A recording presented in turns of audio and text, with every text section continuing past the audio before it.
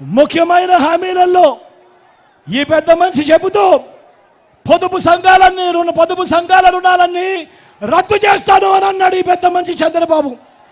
మరి నేను అడుగుతా ఉన్నా, ఇక్కడ ఉన్న వాళ్ళందరినీ కూడా, వేల మంది ఇక్కడ ఉన్నారు, మిమ్మల్ని అందరినీ అడుగుతా ఉన్నా, ఒక్క రూపాయి అయినా పొదుపు సంఘాలకు సంబంధించిన అక్క చెల్లెమ్మలకు రూపాయి అయినా మాఫీ అయిందా అని అడుగుతా ఉన్నాను.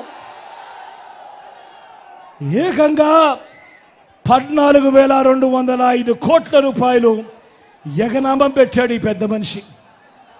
మళ్ళీ ఇదే చంద్రబాబు ముఖ్యమైన హామీలోనంటూ 2014లో సంతకం పెట్టి మీ ప్రతి ఇంటికి పంపించాడు.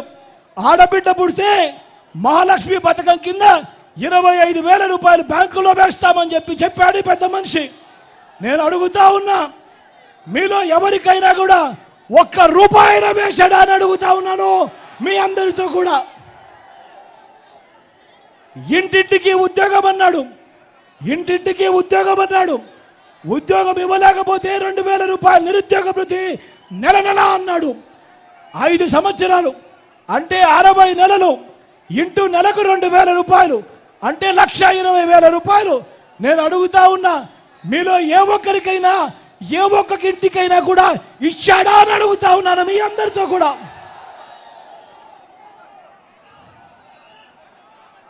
అర్హులందరికీ 3 సెట్ల స్థలం కట్టుకునేందుకు పక్కా ఇల్లు అన్నాడు.